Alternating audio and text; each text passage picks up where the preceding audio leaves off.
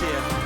They're even aware of it. Gojo here, and that is the ultimate connected. Themselves into a false hope. Final 3 minutes on this goal. Only player to lock in this lane. There is just no damage for the Chiefs. Raiden gets the first pentakill of the LCO. Good afternoon, evening, I guess. Ladies and gentlemen, welcome back to the DoorDash LCO. I am Mac. That's very important because I'm the host of this show, and you guys, you're the audience. You're here for the action, and we're going to be bringing you a whole bunch of action yet again today. We had a crazy day of games yesterday, which I don't think many people were expecting, but let's have a quick look back at those before we get into some more banger matchups today. Especially when paired with that Lulu. So we've got another three-man contest down in bot, but look who's here. Goodo is back, and a fantastic ultimate right down on top of all three. That is getting a bit of a helping hand, perhaps from the Baron, is Mammoth, because unfortunately for Halo, he was tanking all of that one up. Nectar doesn't have Mega available. Wei has to go golden, and it's Goodo again with a fantastic Diana ultimate. It's not enough to keep him alive. Shinki has gone golden. Why? I don't know, but it doesn't matter. I was going to say, who caught who? And actually, Raiders is definitely the one caught right now. Yeah, Beats connects the Zenith blade. That's too easy. And very well might be the Nexus as well. Pentanet, in the blink of an eye, look like they might finish the game off. Low HP on a couple of the members, one of whom is Pabu. And in fact, there is a turn coming through here for Order. So maybe Pentanet are bitten off a little more than they can chew. Pabu looks for an opener. Charm thrown in, didn't connect. Now Beats under a bit of pressure, but Order need to find the engage before there's more pressure on the Nexus, and Kevy already having gone down is bad news indeed. Puma trying to auto as best as possible, does actually have that Infinity Edge, and how much of a difference does it make? Well, absolutely none when he is dead. Praetor Gen. Thomas Gen is able to survive fights. Ash, we know, really pump out the deeps. The Draku flash forward, missing the hook. There's a decent engage coming through from the Chiefs. So much work being put in by Emboma. And all of a sudden, Kisei, well, you got nowhere to run when there's an Ash chasing you, but the Ash punched up in the air by Draku. That hook does not miss. There you have it. A whole lot of crazy action again yesterday for the first day of week 3. And today we do have a slight change of face here on the panel. It's going to be me, but also Rusty and Skimmy. They weren't here yesterday. Look at how you doing, Rusty. Have you shaved lately? You look like that beard's getting a bit thicker as the weeks go on. I actually did. I trimmed, so I didn't shave it off. But I've never tried growing my beard once in my life to see what it would even look like and where the patches are so that I could expose myself. But so far, it's been not bad. Like, it's still growing, or at least trying to. We'll see how it goes. Mate, I think you look handsome as anything, and I'm sure there's a few fans out there that may enjoy the beard more than others. Now, Skimmy, how are you doing over there? You got the bloody hair, you got everything going on today. Yeah, look, I actually shaved before this. Not that you would have noticed because I can't grow any facial hair in the first place, right? So I'm trying to play catch up to Rusty, but yeah, it's just not going to happen anytime soon, is it? So there you have it. What'd you do with your day off? I saw you in chat yesterday. Did you enjoy the games? I did. I was watching in chat. I got to enjoy living in Juve's head rent-free. You know, just calling me out like that with the tweet on full display. But, you know, playing some games, getting it done, getting myself amped up and ready to put this last. Yeah, well, it's going to be an absolutely pog day. Now, let's have a look at the standings where all the teams are currently sitting, because it was a crazy 4-way tie before yesterday. Now, there's only 3 at the top. Order, Coppin and Ellen going down to that 4th slot. You got Direwolves there in 5th, tied with Gravitas, who are 2 and 3. Legacy getting their first win on the board to separate themselves from Mammoth, who are 0 and 5. So, Rusty, anything in particular you like here in these standings where they currently sort of are? You know, I was actually going to go a different route instead of being things that I liked just from looking at the standings. There is something that has actually, I would say, surprised me, and that is that Peace are still first. Like, if you look back to their recent games, it has not been the Peace that we saw that you know, came second in Split 1, made it to the finals, actually challenged Pensanet.gg, and upgraded for all intents and purposes through the off-season. This is not a team that looks like they're currently 4-1 in the standings. So you would say they have literally scraped through to be where they are now, or it could be a very different ladder you'd be looking at. Yeah, it's interesting where they currently are and how close a couple of the games have been. So let's have a look at a couple of the games that we do have coming up today, or tonight, rather, as it is going to be a potentially interesting one. So Legacy, we've enjoyed what we've seen from them. They're going up against Peace. We'll see if Peace can bring their A game and make it an easy walk in the park, or if they are going to, you know, stay a while and look at the trees at 6 p.m. 7 p.m. you got Gravitas and Mammoth as well. So battle of what is towards the bottom of the table, but Gravitas have been impressing a lot of people lately, so we'll see how that goes. 8 p.m. you got Dire Wolves and Order, which I think may be the pick of the bunch in terms of how close both these teams are right now. But at the same time, you got the 4-1 matchup, Chiefs going up against Pentanet to round out the night. Now, Skimmy, which one's the most exciting? Tell me. It's hard to actually call this one because I think the obvious one would be that final game at the end of the night, right, to try and figure out which is the best team at the moment to close out week number 3. I'm personally quite excited to see what Mammoth and Gravitas looks like, given the fact that Gravitas have caused a few upsets. They've taken some games against some very strong opposition. Mammoth have shown that they have potential, but just lacking the consistency as a 4-5 man. So I think there's lots of narratives you can break down, you know, bit by bit. Even Legacy up against Peace, right? You know, we talked about Legacy being one of those really, really strong early game teams, but they always found these like creative ways to throw after like 20 minutes.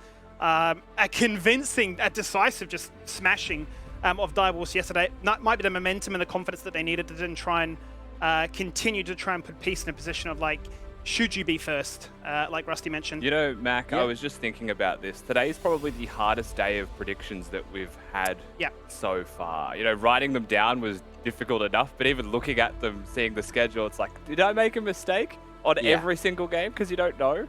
Like, today's tough.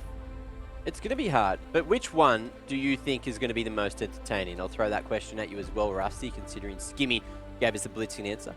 I think that Order Dire Wolves will be the most entertaining. I just suspect that Chiefs and PGG will be more of a, like, they'll at least attempt to be more of a cerebral and slow style of game, might feel more methodical, where I think that Order and Dire Wolves are currently more of the wild cards that could do something more extravagant, let's say. Okay, well, that'll take us to the next segment, which is usually called the Key Picks, but I think today we're going to be calling it Rusty's Rants, because you've got a lot to say about these. There's a lot of information, and I just had to pick 4 champions. So I'm trying to condense it all down, and I'm also going to try not to rant too much. So unleash, mate. These 4 picks are champions that have been banned more than they have been picked internationally, and basically in every region. So internationally, I looked at the top 5, the 5 that we all watch as point of reference for champions. Akali currently has like a 96% rate of being picked or banned in all of those regions, but is banned way more than she is picked. I think it's 90 bans to like under 10 total picks, and this is globally, so keep that in mind.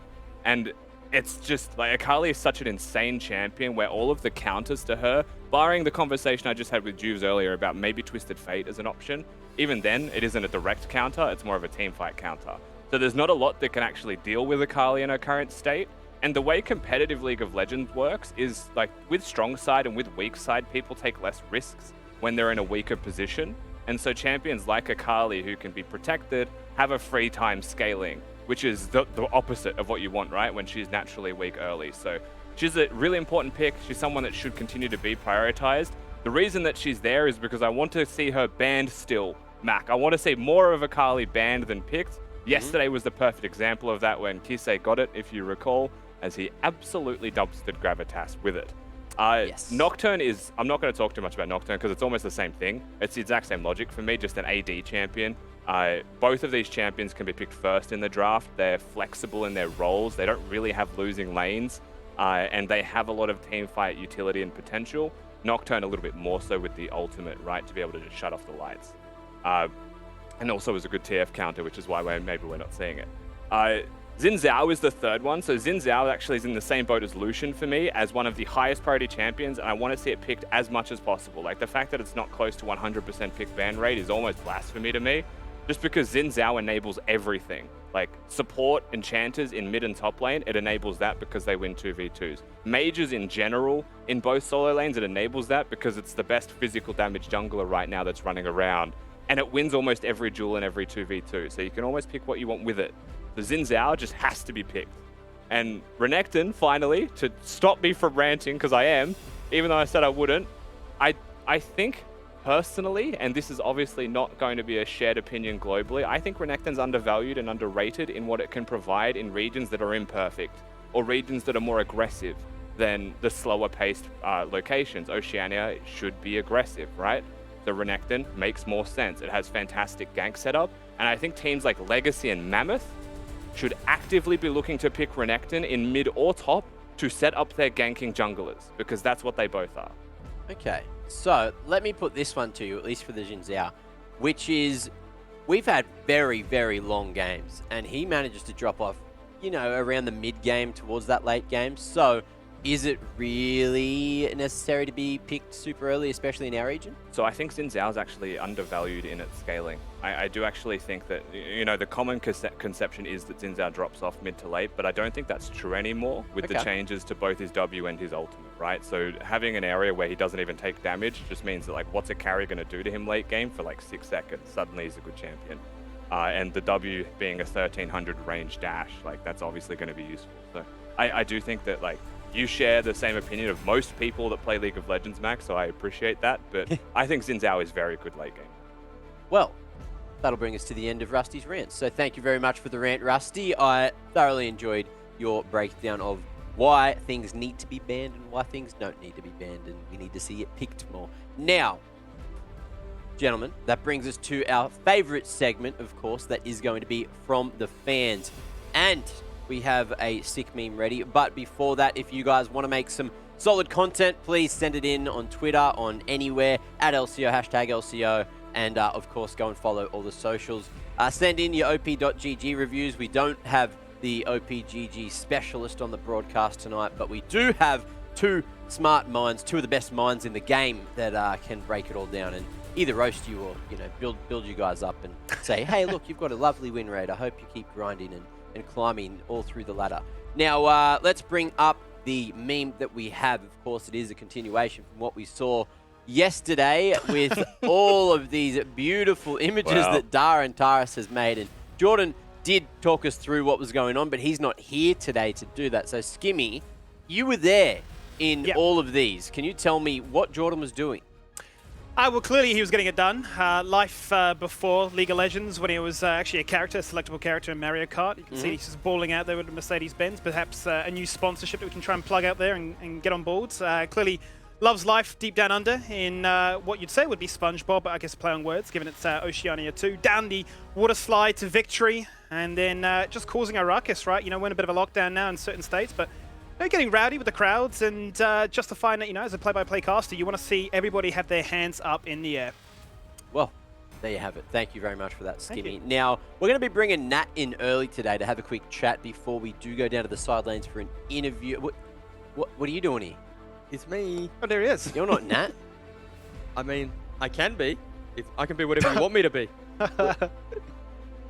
That's a big proposition, but did you... Are you at Nat's place, or did Nat just not turn up today? Nat, I don't know where Nat is. That's not my job. My job is to be here to do the job that needs to be done. And I'm a man that executes. I don't ask questions, I just execute.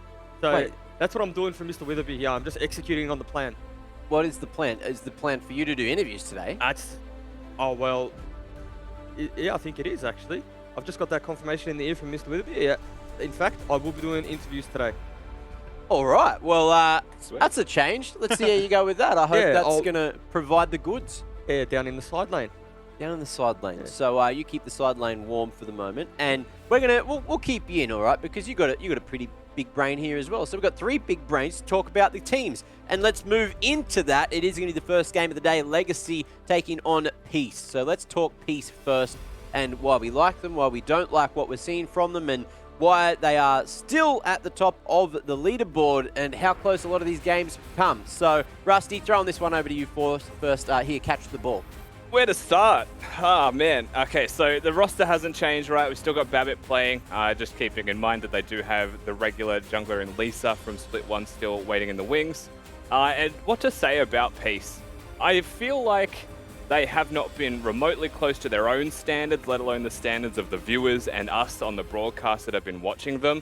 If you think back to their previous games, given that they have been against a lot of the lower placed teams in general. So This was their win against Direwolves. They lost to Gravitas. They got pushed and should have lost yesterday to Mammoth. And frankly, as an Oceanic fan, that's shocking for Peace. That's shocking for all of us because that just shouldn't be happening. But they all, as a team, as a collective unit, are the things that feel a little bit out of sorts. I'm not pointing at one specific factor. It feels like it's an overall team thing. You know, there's been draft failures, there's been play failures, there's been team fight misexecutions. At one point yesterday, Violet tried to join Mammoth. Like, that's how far away he ran from his own team in a team fight. So I really am lost with this team. I'm at a loss for real analytical words. They just need to work it out soon. Well, someone else that loves analytical words is Jubes. So do you have any take on that one before we move over to Legacy? Well, I 100% agree with Rusty because it's a team that's, you have to make a statement. You sign someone like Babib and you have to just really make a statement. And it's funny to say at the record that they have, you know, top of the ladder, that we're talking like it's panic stations, but it feels like instead of getting better week upon week, they're getting worse. And how much, like, you can't afford to get any worse when you're really struggling to take games off teams who haven't won a game, right? Like, it's struggle street. So they need to show something today, show improvement, and show some poise. Because again, if Violet isn't firing on all cylinders, this team feels like it runs out of answers a little bit.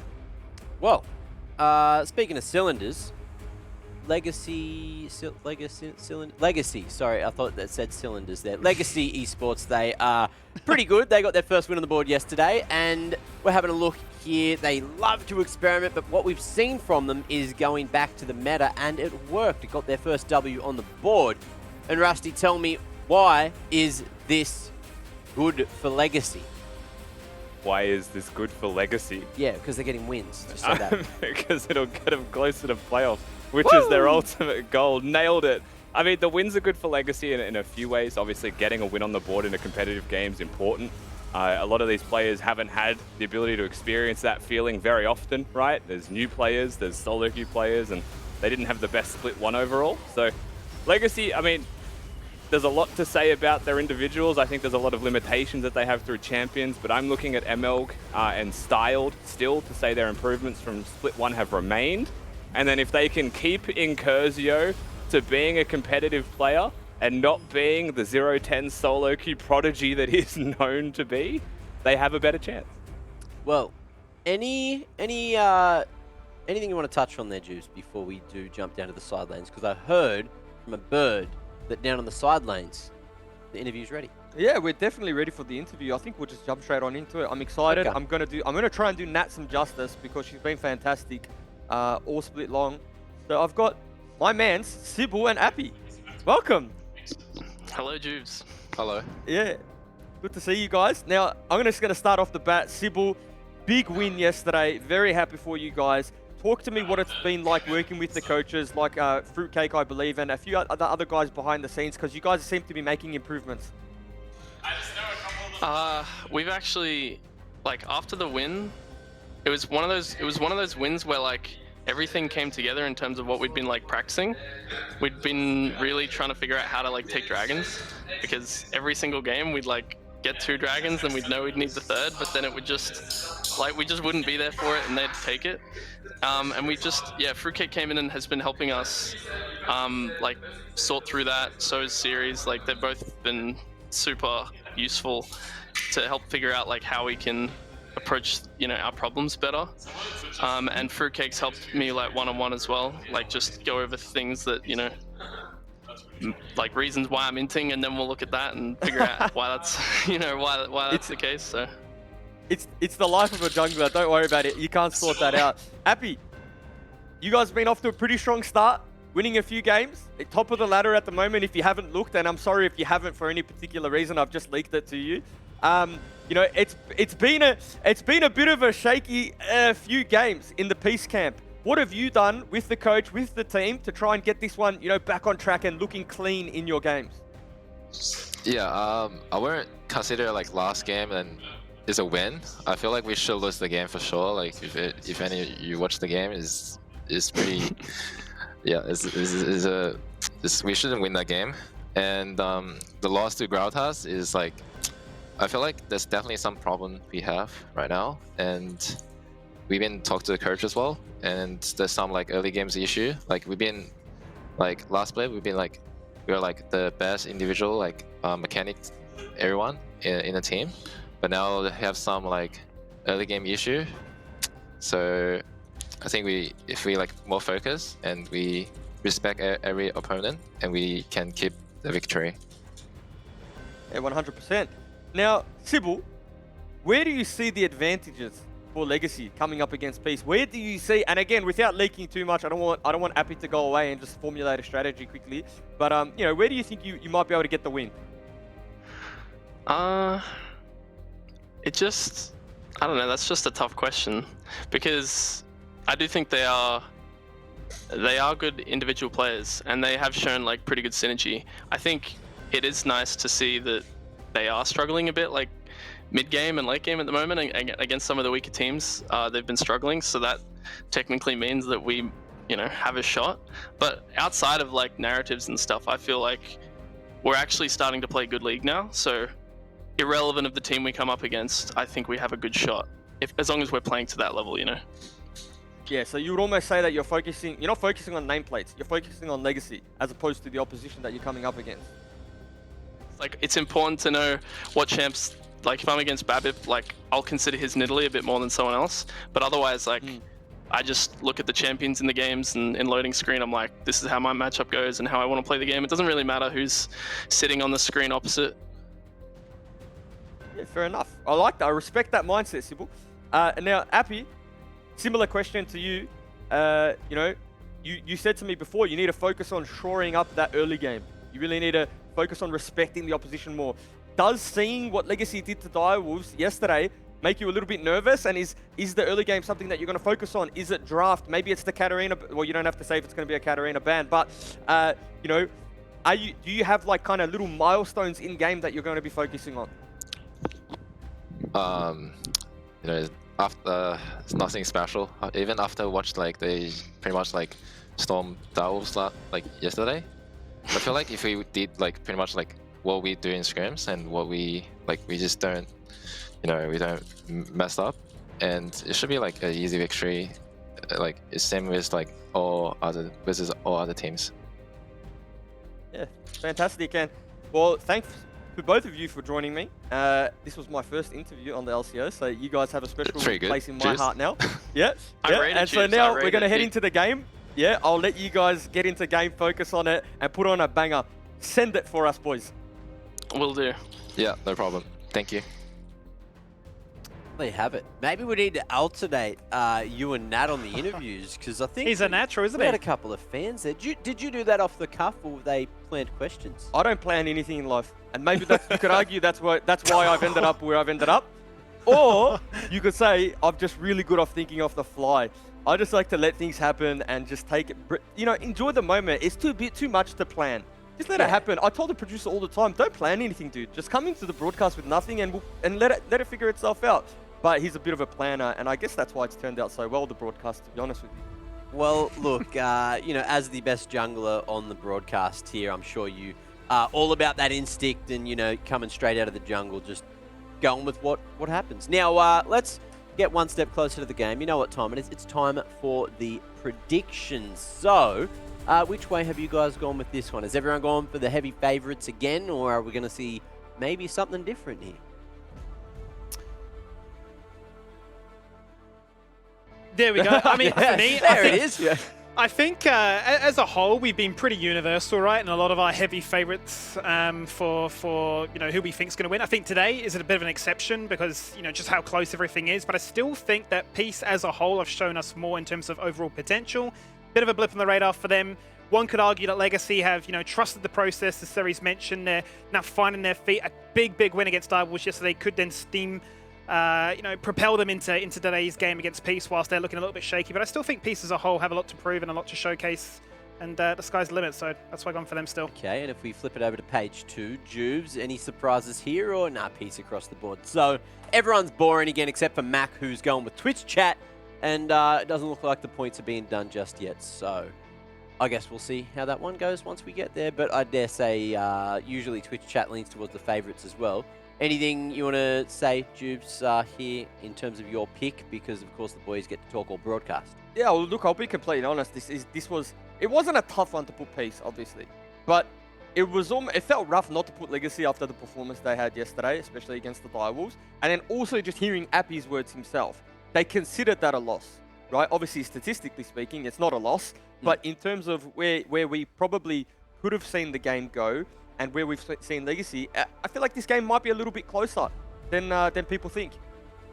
Okay, well, I'm sure it could be. It could be, all things considered. I'm excited to get towards the draft. And now, Rusty, do you think we're going to see any experimental picks? Do you think Legacy are just going to lean towards the meta again, or are we I think Jules mentioned this yesterday, Mac, but is it even experimenting when it's Legacy playing, or is it just their champion pool? Right. You know? Like, what is actually an experiment at this point? Or do we just say, oh no, it's Katarina again? And is meta actually an experiment for Incursio? Because in which case, we might get some experimentation today, because it's a respectable opponent. We'll see. I don't know. Honestly, I don't know. All right, now quickly before we do jump in, I heard it's about 2 minutes away from Champ Select.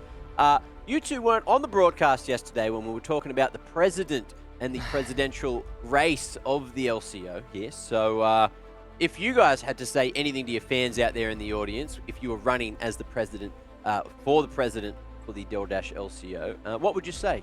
Here's your campaign. Rusty, you go first.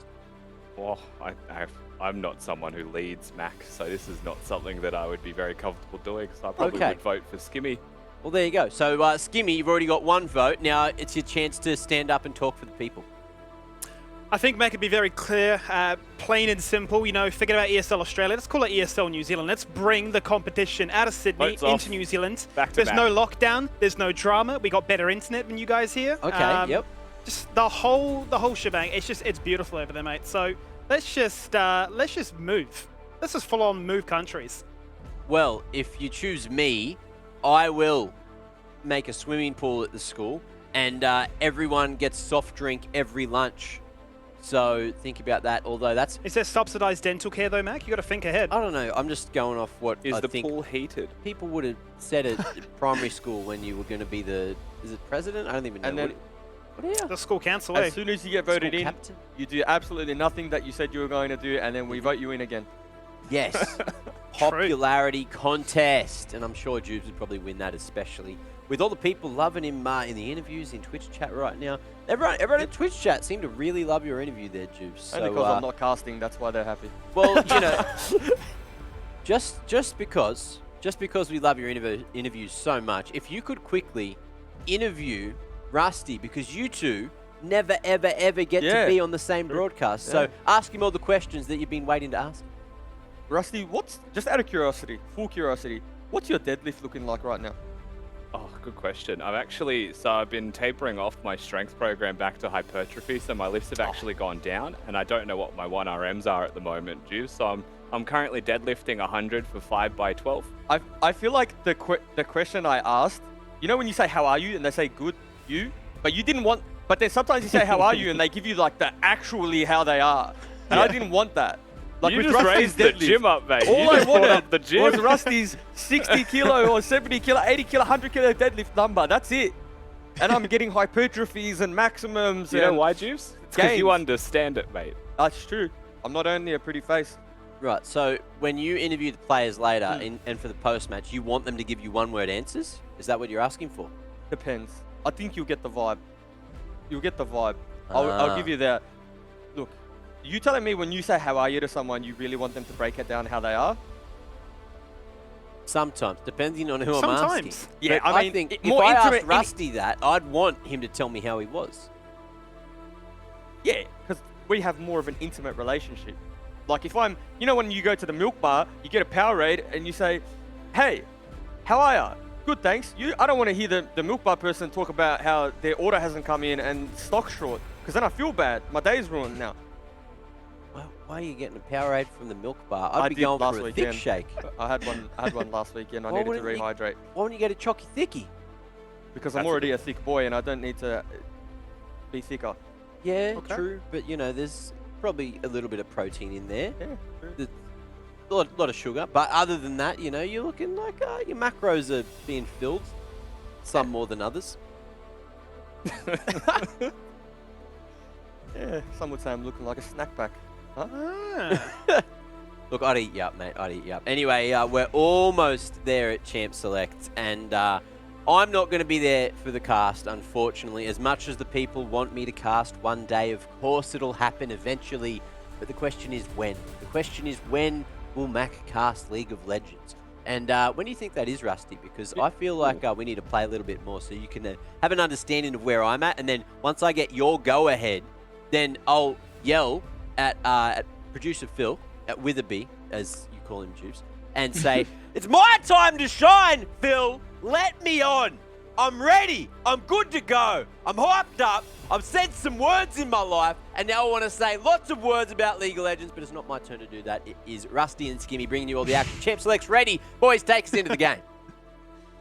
Well, I guess my job's in jeopardy here, Rusty, as we get into this That one. was a question as well, Skimmy, and we're just never going to be able to answer. We just left him on a tangent. I'm just concerned for my own life at this stage. Maybe a bit attacked, as I mentioned, shifting the dynamic cross into New Zealand. But getting into this one, Peace against Legacy, opposite scores. But then, as we mentioned, momentum would say favor Legacy.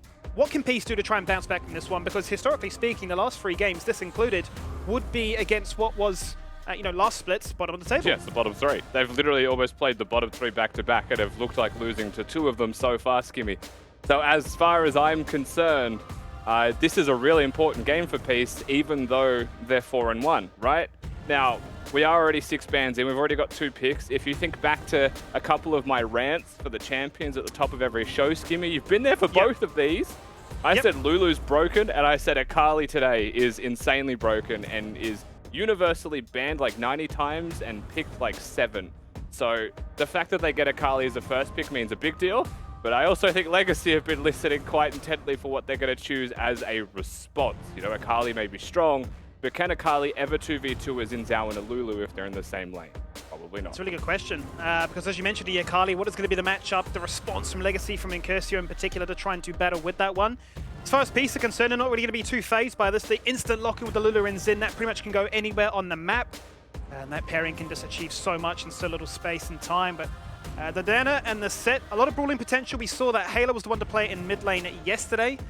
He played into the Lucian to try and unlock and be the one to initiate and engage, but wasn't able to find the most amount of success. The Stardust is going to be the instant response here, so you'd imagine that would be a mid lane pick at this stage, and one to do battle and sustain through the pain. Yeah, oftentimes I would say, like, I wouldn't mind seeing the Sylas track the Akali, just because you want to be able to steal those ultimates. The Sylas does kind of work in both, but just looking at the players, not the champions, Incursio is going to be much more of a Sylas player than he is a Lulu, which just doesn't really sound conducive to his playstyle being Lulu.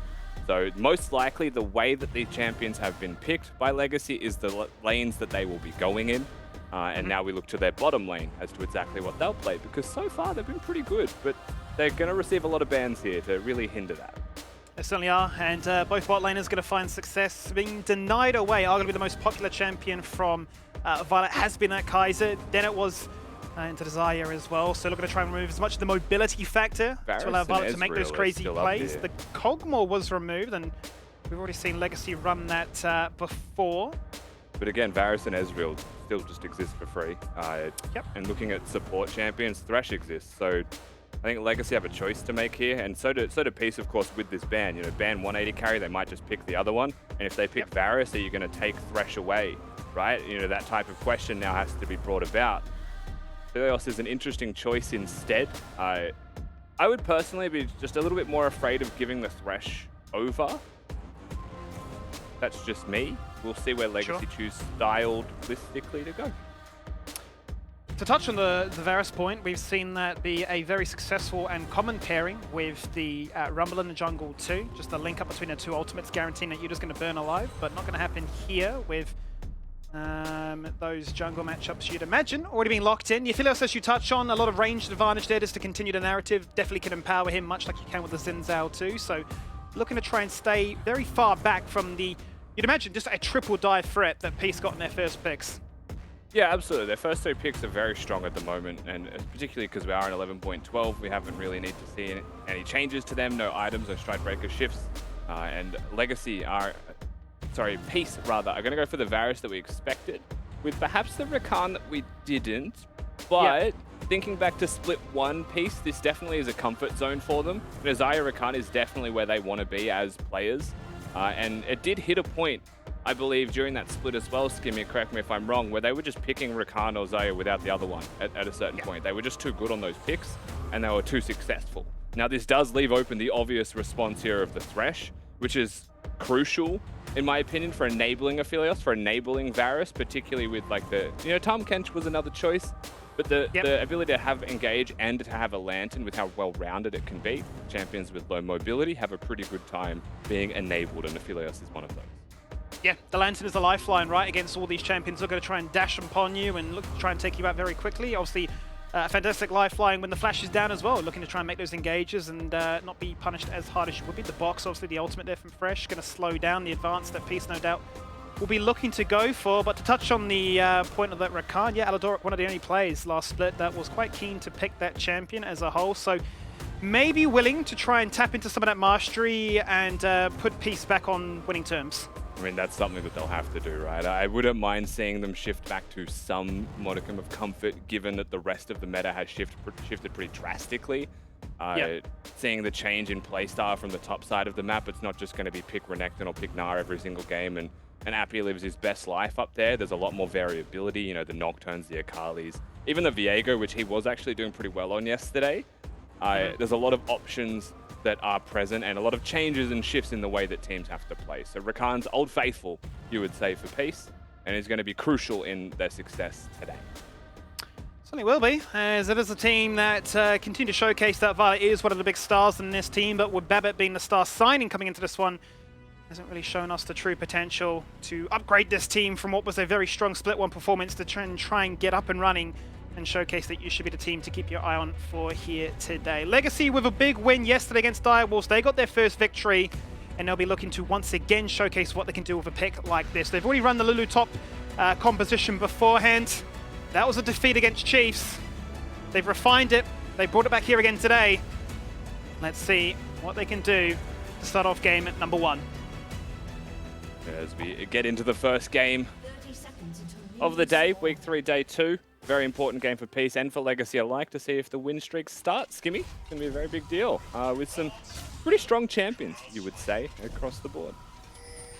Really will be. And here to try and add a few words of their own as we jump into this opening game. We do have the coach of Peace on standby with Midlord. Thank you for having us here. I want to start by asking, it's been a rough past few games. What do you attribute that to? Myself and Rusty were mentioning you've been up against what were the bottom 3 teams, this match included. Is there a case just to be said that they are just better as a whole now?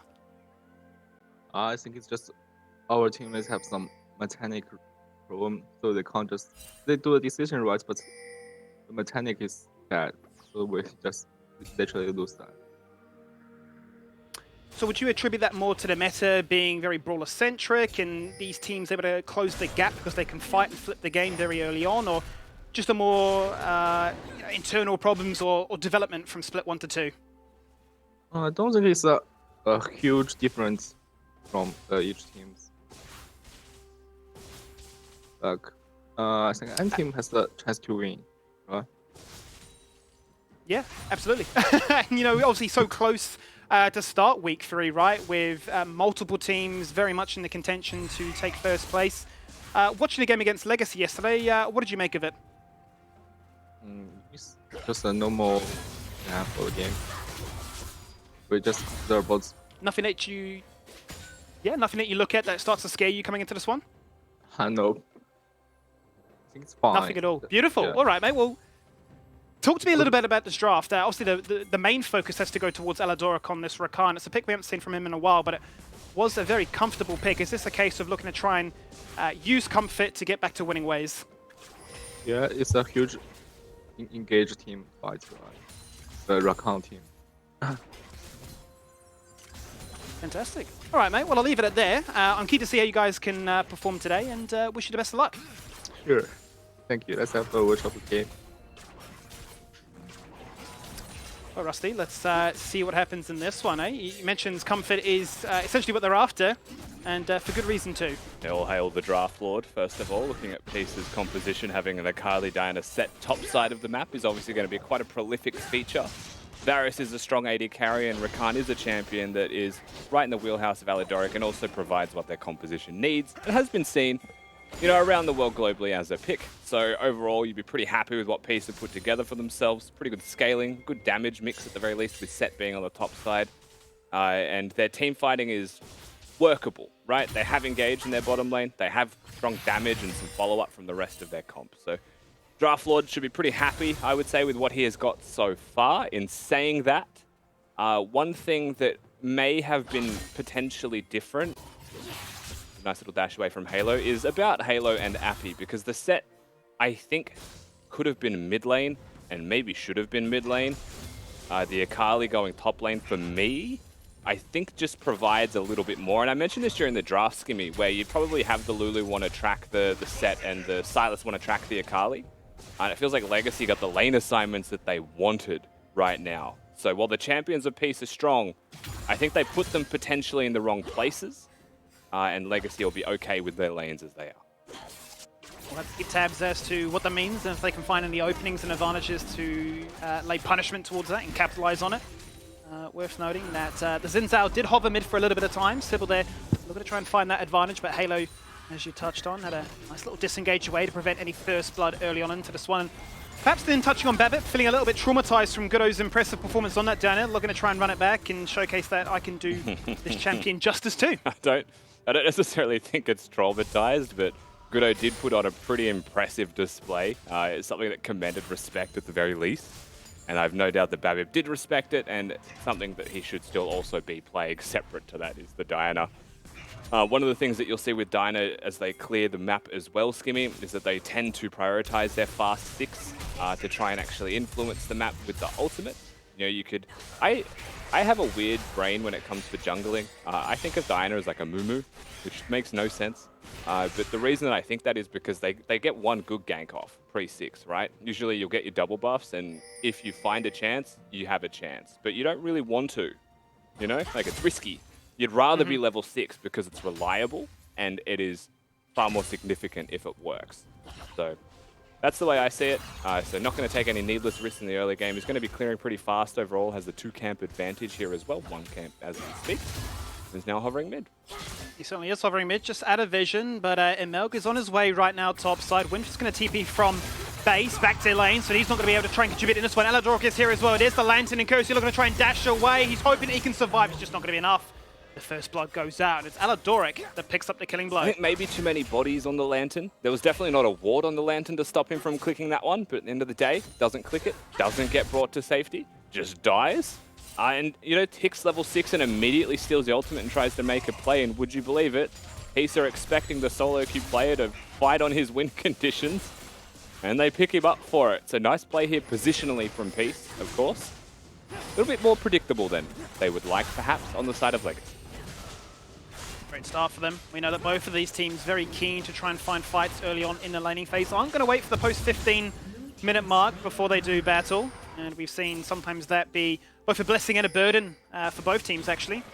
Peace, you'd argue, in recent times, that actually working against them. But regardless, they're going to find a little opening grace.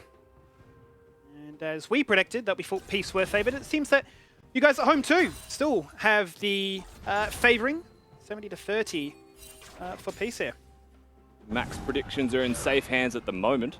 I'm looking forward to the time where I can accrue enough points to just throw one of his predictions. Oh. Nice little engage. Fantastic trade. Peace losing no HP for that one. Some of the healers burnt. Both flashes are still there. So now, scary threat down bottom side as we toggle the fog of war. Babbitt in a fair bit of trouble. He's not level 6. He's just going to dash on in. He hits 6, there's no blast cone, he's got the safety of his top tier turret there for him, but out comes Appy. He just jumps in with a suplex, looking to try and take these members down, but it's going to be a numbers influx. That just means Legacy have far too much to rock and roll with. The grid expires, and Appy in trouble. You can opt, but I can copy. Halo's here. Copy, paste, and Curso gets it done. Finds revenge. Polymorph, but he's in the shroud, and Halo looking to try and go for a bit of a janitor cleanup.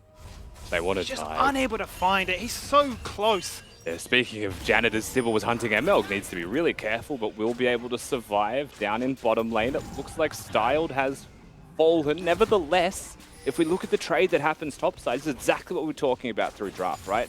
Nothing beats a Lulu's in Zhao, And I truly am wondering if Peace even saw where Winterer was positioned, because they tried to take this opportunistic moment to assassinate a Jin Zhao, maybe? But I don't know. As a spectator, I'm watching that, I'm thinking that's kind of foolish. And they were immediately made to pay for that one, because they're not going to be able to one-hit Sybil by any means. We'll get to see what happens bot lane. It was a cleanse off the hook. Styled was already low, so they actually just walk up to his face and smash him. Pretty straightforward stuff there from the bottom lane of Peace, and winning their lanes as you would expect from them. It's the skirmish where they've fallen down. Yeah, and this is what we'd grown accustomed to across all of Split 1, right? That this is a bot lane that wanted to fight, wanted to show what they could do individually. And, you know, the previous trade, it really rewarded in the end product, right? A great cleanse to ensure that they would get that kill, and then burn another flash as well. So now Legacy's bot lane in dire straits. We know that Sybil burnt his flash topside to try and find that kill too. It is easy now to visit bot side, and this is all good for the side of Violet, who, when given the gold, definitely can deliver. You know, I didn't actually speak about this much, Skimmy, but as we were loading into the game, we had the coach interview to distract me. We were talking about the strength of Peace's composition as individual champions. We didn't talk about Legacy's. Now, Legacy, I think they have everything they want. As a draft, as players on these champions, they win 2v2s, they win skirmishes, their team fighting is phenomenal, the Thresh enables the Aphelios. They're strong early, they're strong late. Incursio has great Silas ultimates to steal. Overall, I really do think that Legacy should be so happy with what they've drafted. The trade-off, like we mentioned with Peace's comp, is they've got obvious notable strengths, but if Legacy continue to win early skirmishes, I think they can weather those and handle them easily. Becomes a question then as to when those breakpoints are found, especially the 2 items for Winterer, how they can look to unlock him from the side lane, group up with the rest of the team and look to try and find fights elsewhere. Ooh. That's exactly what we've seen in the bottom half of the map right now. As Adora goes for the charm, locks in place in middle. He's still got an exhaust, burns it late, still falls on down. Now Sybil looking to try and go for a bit of a 1v3 angle and takes down Violet. The flash means nothing. He's invulnerable. You've got to get inside the inner circle right now. Might just find an easy second. There's a double kill for him. They turn the trade around and just out of range from the W. Look for what would be a very aggressive triple. But that's the turnaround we'd love to see. That was actually a really crazy timing gap in that fight as well. Sybil right place where he's meant to be, so credit to the jungler of Legacy for being bottom lane. But ML follows his cue, which is something that not many Thresh players will look for, right? Usually you'll see them hit the hook, and if they put up the box, they throw their ultimate, they're just going to stand on the spot and flay you towards it so that they have a point of safety. But he actually follows the cue, which dodges the Varus engage and cripples the attempt from Peace to have a free kill, and buys so much time for Sybil to get into the mix and just straight up pick apart Violet with no heal down there. Nice hook again. He's in trouble, and Merg looking to try and continue his MVP standout performances here. He's on the hunt. We're going to try and match that. Got to be careful out of the door, though. There's the dash. Beautifully timed again. Seems to be the key word right now for Legacy. Just out of range, and this time they'll sidestep that hook under turret, but Sybil doesn't care. A double buff, he wants more, looking for the double again. But the Shroud, the Kid of Akali, proving to be far too strong, and this, Rusty, this is why you highlight Xin Zhao. Yesterday we saw a Xin Zhao fall behind and build an Essence Reaver. Today we're seeing a 4-0 Xin Zhao with an Essence Reaver already completed at 11 minutes and with money to spare. This is the snowball item build. This is a snowballed Xin Zhao with a composition to enable it even further, and this is a composition that Peace now have to be legitimately terrified of, because yes, they have melee champions that can hit him, but the rest of the team is still farming up perfectly fine, barring the CS gap that we've got in mid lane right now. There's a lot to be afraid of if you were Peace, and that's something that we're getting used to saying. It's a weird line to mention, you're not wrong. But it starts to beg the question now, knowing that Legacy have been a team to sometimes struggle with the macro advantages, and in a composition like this where you do have an enchanter in your top half of the map, how do you look to try and rotate? How do you look to try and play around that? What is the understanding? What do Peace do as a countermeasure? Do they just slow down the game? They've already got CS advantages. They still have a gold lead despite how fed Sybil is. So do they just say, well, we're just going to abuse the map, farm up some plates, and force your next move? Yeah, I mean, at the current moment, they are still winning in gold. There is realistically only the singular champion of Legacy that is strong, right? So you can naturally try and veer away from him and just play the map and continue to get that gold like you highlight. I think that's an entirely viable strategy here. Peace already have an early dragon, so there's no major risk of like an early 20-minute soul by any means. So there is still a lot for them to play for currently. It's just that, you know, if those dragons become a priority, if the Herald is something that these teams want to focus, you know, if the map gets split, I mean, look at the total gold. It is actually just Sybil and then all of Peace. That's where we're currently at. And while Legacy have been playing the skirmishes and getting those kills, there's been plates, there's been farm advantages going the way of Being found out here as both junglers meet in the bottom tri-brush. There's a TP committed, there's the vision denied. Control wall goes down, a second TP, a full 5v5. Looking to try and take place bot here. Peace have to respect it, and they certainly do. Top and mid have not matched. They continue to farm, they got advantages, they know what Lexi want to do, but Alador's had enough. He just goes in for the flash charm, locking him in place. There's the moonfall, there's the kill, Aphelios dead and deleted. Can they find a second one? There's the suplex. A late chance to try and turn this fight around as Appy zones members away. The rest of Peace of the inline track to take out a Melk. He hits them with the emote. He might just be able to try and run away from this one, but a hook gets out Appy. Polymorph down to 50% and Alador once again showing mastery on this champion. Peace finding success in these skirmishes and highlighting your point that if it's not Sybil, there's no chance for a win. They're still hunting for Sybil here. Certainly are. He's got a bounty on his head right now. He'll find one. Can he find a second kill? Can he actually turn this one around late game? Oh, he could not find an extra dash. He locks them in place with the range. Babip taunting with the shield. He's going to fall on down, and there's a shutdown. Now in Kersey, stagger deaths, one by one they fall. And a bit of chaos as we fast approach the 15-minute mark. I mean, Sybil tries to take as many of them with him as possible, and Kersey is able to convert a couple of those also. That second trade just at the end there isn't bad for Legacy. It's the initial trade. You know, there is no reason, first of all, for the fifth member of the team in Kersey to be teleporting down the bot lane for any reason. You know, they're not taking the turret. 5 people there is just going to slow the turret take. And then they've wasted and committed all of these resources that Peace are content with. And then they stay and hit the turret and they only stipend their disengage and just create enough space to engage for free on Styled. You know, they know Xin Zhao's not there anymore. He's nowhere nearby. He's disengaged. The rest of the team has not respected that decision. They die and suddenly Peace are actually accelerating their advantage in this game, just getting more and more gold for free. Legacy, a team that just chose to make one big play skimmy at the wrong time.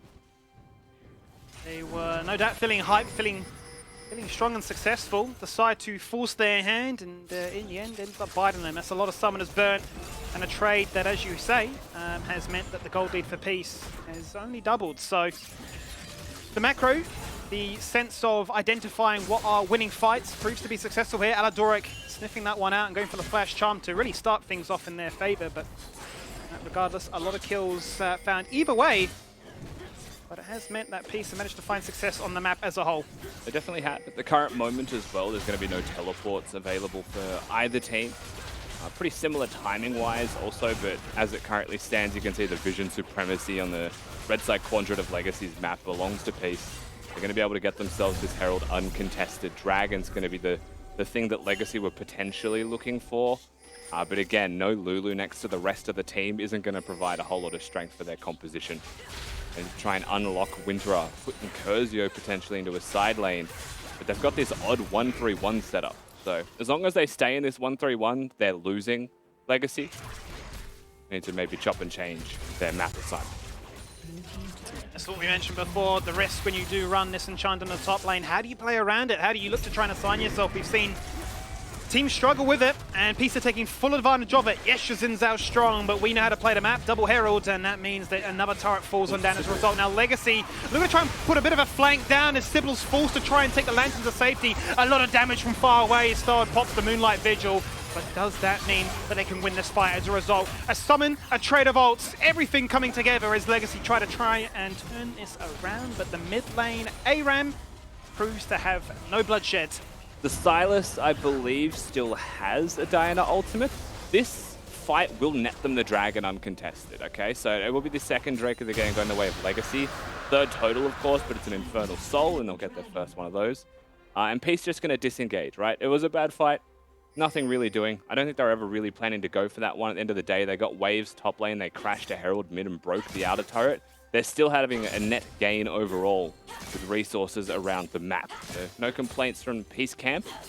Legacy still showing that they can fight, but it has been quite disjointed. You know, a little bit, I'd say, disarray in the Legacy camp with how they're going to be engaging these fights, and they're just getting through it with raw mechanics. Feels to me perhaps a bit of an overestimation of just how strong they are and a need and necessity to force their hand, force fights, and not fall victim just to the passive lane macro that Peace are now showcasing here. They're looking to try and crash as many turrets as possible. Look to be well on their way to getting the third turret. As Zappy on your screen right now looks to try and take down that bottom tier turret. There's a Gen of Corruptions, locks him in place, still with the focus once again. Blast cones in and everybody's inside that circle. So he is not immune to damage. He will fall on down. And that means Peace once again have full control of the map.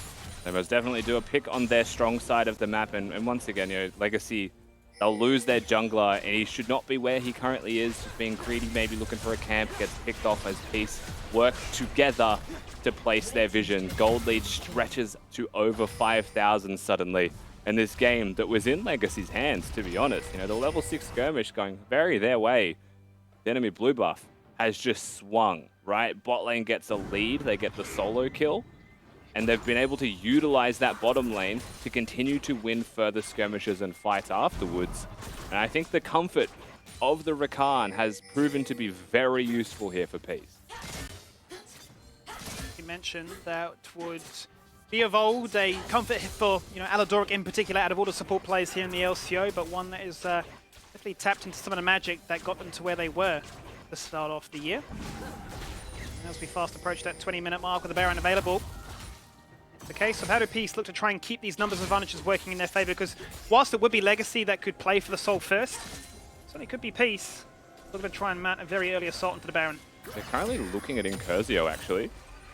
Here's Aladoric going to go for the charm first of all. Force out a very early stopwatch. That means the rest of Legacy can come here to back him up. A lantern goes out. There's a flash play forward. The box goes down, preventing anybody from jumping on through. And as they do jump to try and follow Incursio, he baits out Babbitt. He's now zoned away from the fight. A flash away. Wintra snipes him from afar. And there's a second kill. Legacy outplayed. They understood what they needed to do. Sybil not keen for more. He wants to get more. He wants to jump in and lead the line. Finding resets with the W, waiting for the charge, the audacious charge to knock members away. He's finding the range, and his mouse is on point. Wind Becomes Lightning is a very gross ability. Now, Peace with 2 members gone. Halo does have the teleport, but no real reason to go away yet. And unfortunately, it's the rest of his team that have no resources. This is all about Halo if he wants to stop this. Can they stop it? Violet has no mana. He's burnt through 2 arrows right now, but they're low. Can Halo find the reset? R1 and R2, can it connect? It's the Gen of Corruptions. The Baron is gone. It doesn't matter. Question is, can Legacy get out alive? Lots of flash burn, but can it just take down members for free? Halo's dead. As Appy TP's in, and they are fragmented, split apart from left to right in terms of that top side river. Appy will find a consolation prize, but it's only onto the support player. I mean, he finds a straggler not walking away with the team, instead trying to recall. So well done from Appy, but Emelg maybe even able to get out with his life there. Peace choosing that they want to take the Baron fight. They deem that a very high priority option.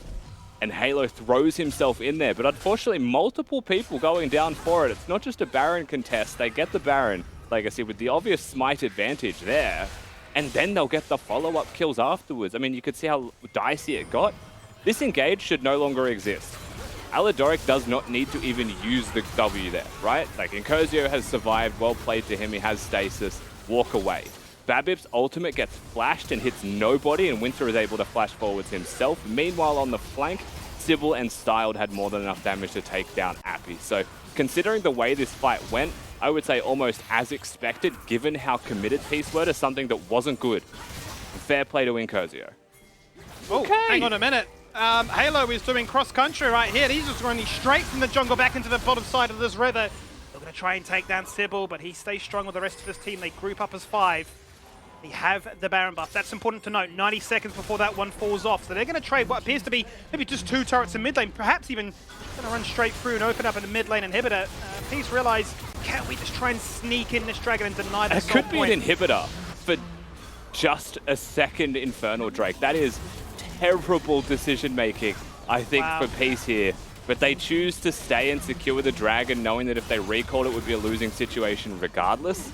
So they at least have to remove the option for... Oh my god, okay. Hang on a minute. Sybil just does not care. He's a man on a mission right now. 1v5, Okay. gonna jump on through. Receives the Wild Grove, knocks everybody up, survives the Telltale in Cosia once again. These stopwatches are on point. Finds a reset angle and can look to try and cycle through those cooldowns to try and jump back in once more. He's got himself a double They're kill. winning. Now Stahl getting himself onto the score sheet. A Baron, a 2-lane Dragon. Forget about it. They might just end the game at 23 minutes. The look of dismay on Halo's face right now says, hang on a minute. Despite these respawn times being quick, our base, in a matter of mere seconds, is in complete And shambles. Styled has red weapon, so he could heal as well. This is the fight. Oh my god! Happy! Not It enough. could have been a 1v4. It really could have been. He'll take down one, but they need some respawns. Violet is now respawning. Their Nexus is exposed. I have never seen a game turn on its head so quickly. And Legacy do the unthinkable.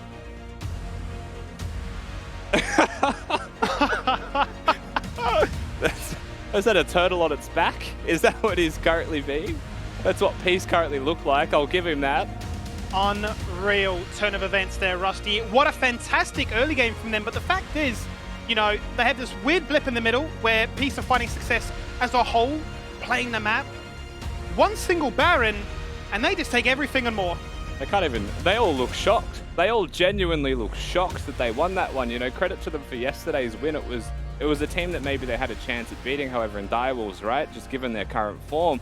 Peace, we knew that they were off form, but we even saw moments today where they looked as per usual, right? Strong engagers, strong team fighting as a 5-man unit through their bottom lane. Better teleporting in general as well than the side of Legacy.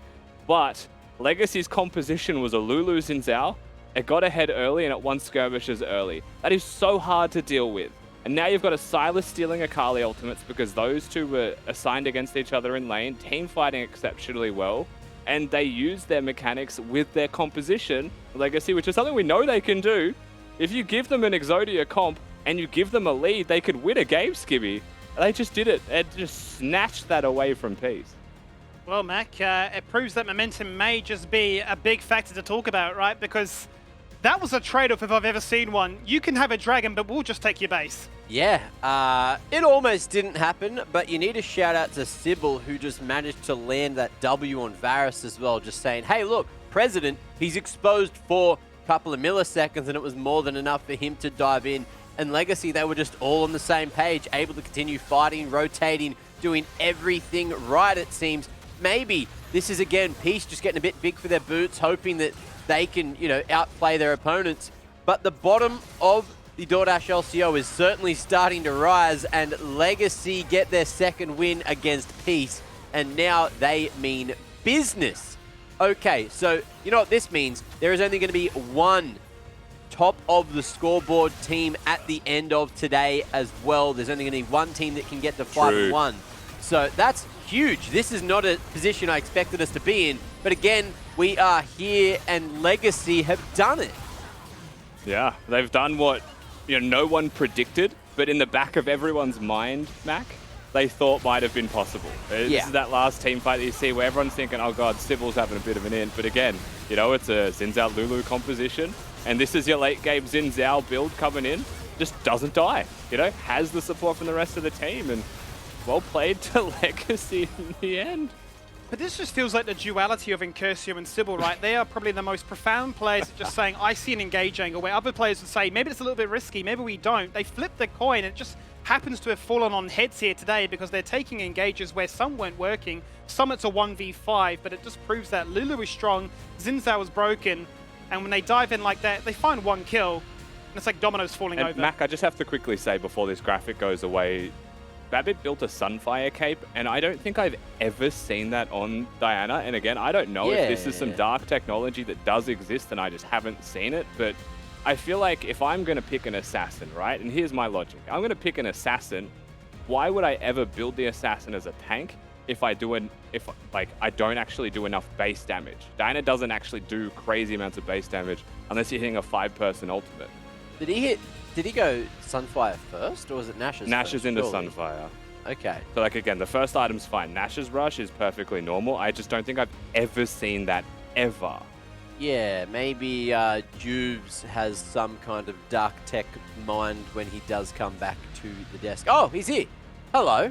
How you doing? So you got an interview ready shortly, but before then, can you tell us why there was a Sunfire cape on Diana? I'm more on Rusty's side here in the sense that I've seen it a couple times now, but it doesn't make sense when you have Set, like Set in a top lane. Like Set's going to be grouping and playing those team fights.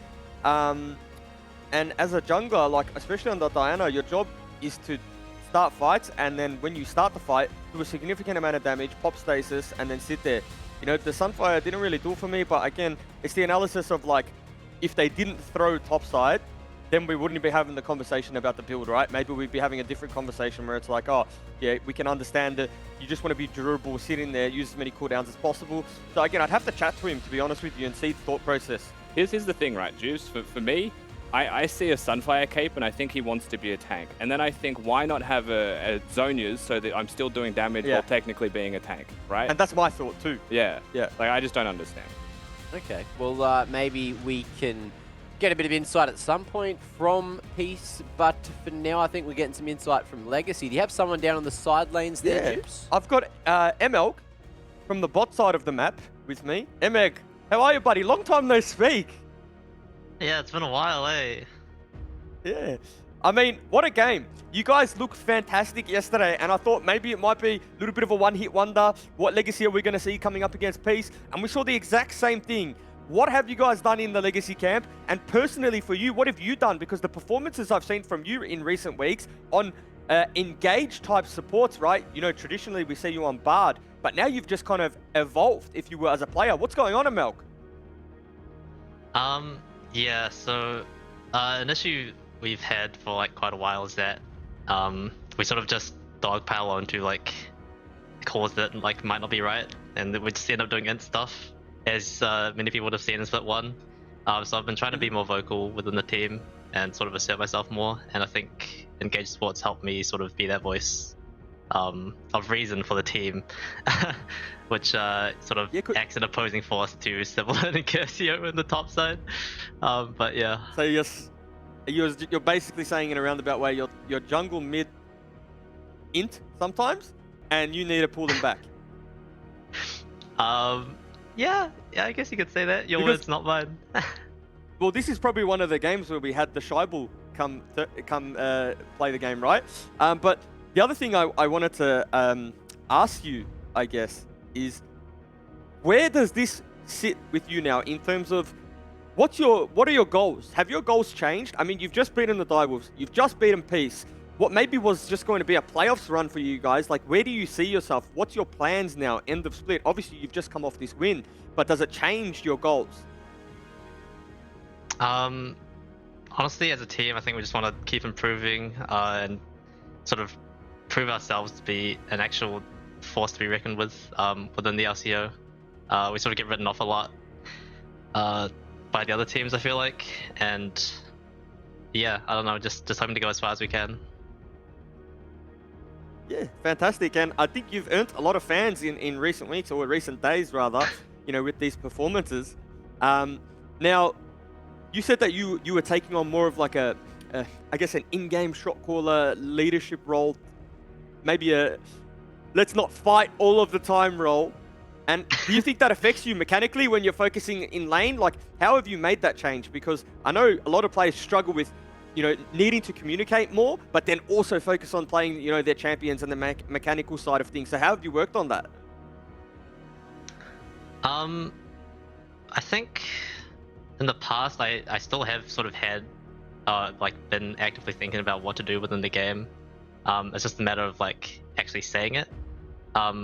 Just because I'm sort of, like, I've been around the league scene for a while now, where it's, I guess, kind of more expected for me to be making calls as opposed to just listening to them, which is something I've been trying to adjust to a lot.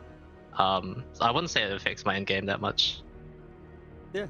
I thought you were going to say you were shy too, and I was going to be like, there's no way Emelg is shy, because I've seen him on Twitter, and you are the biggest stirrer, like in a good sense. Like I love logging on after a game, going onto your Twitter and just seeing what you have brewed. So I can't wait for your meme. Please post one. Think about it. I give you some time, and everyone, I bet, is going to go there and have a look. Of course, man. You got it. All right. Thanks for joining me, Emelg, and congratulations again on the win. Cheers. Well, Boys, what a guy, huh? I actually love him, Milk. yeah, he's pretty good. He's good content. Speaking of content, he hasn't posted the winning image yet. I just had a quick peek, and it's not up, so it will be coming up momentarily shortly. I forgot to ask, why was Winter's feet on the wall? Cockroach dance. That's what he said on social media. I don't know what that means, if I'm missing something on TikTok or, but cockroach dance. Might have to investigate. Right. Have we hit boomer status? Is that what it basically means? We don't know what a cockroach dance is? Are we just out of the loop? What's happened? It's an echo chamber of old men tonight. I'm an old man. I am an old man. But, I love to stick to my guns, and something that I love to stick to is the DoorDash player that delivered. And I believe we all saw who it is, so I'm not going to ask any silly questions. And it, of course, is going to be Sybil for going off in the jungle. Yeah. The Xin Jiao is doing so much work there, and it is, 68% kill participation. So you couldn't ask for too much more. And it was a very short game, so Rusty, those 7 wards placed, is that not enough for 24 minutes or whatever it was? Yeah, it's not me deep diving into wards placed in games yesterday in Discord, Mac. Don't worry. I'm definitely not deep diving on how many wards people are placing. No, look, I think Sybil played well. It is the duality of the player, but the whole team follows his calls, whether they're correct or not, and makes them correct, and that's the beauty of Legacy. I actually would personally, just again with my support bias, I would be giving the MVP to ML, because if you watch those team fights back, you look for those cheeky hooks that are connecting. I don't think he missed, and I think it was always a priority member. Okay. Well, I did see him trolling at one point and baiting and throwing a couple of emotes there as he was running around. I think it was kiting Appy up around the Dragon Pit. However, look, that brings us to the end of game number 1, and we thought that might not have been the most entertaining game of the day, but now it may have, or at least it's potentially the biggest upset of the day. However, we have 3 more games to get to and a break to get across before we get there. So, exclamation playlist in chat. Go have a look at what the 6th song today is from Warner, as well as the rest of them. And just after the break, we will be getting into game number 2, which is Mammoth taking on Gravitas. But they choose to stay and secure the dragon, knowing that if they recalled it would be a losing situation regardless. So they at least have to remove the option for... Oh my god, okay. Hang on a minute, Sybil just does not care. He's a man on a mission right now. 1v5, gonna jump on through, receives the Wild Grove, knocks everybody up, survives the tail and goes here once again. These stopwatches are on point, finds a recent angle, and can look to try and cycle through those cooldowns to try and jump back in once more. He's got himself a double kill. Winning. Now Star getting himself onto the score sheet. A Baron, a 2-lane Dragon, forget about it. They might just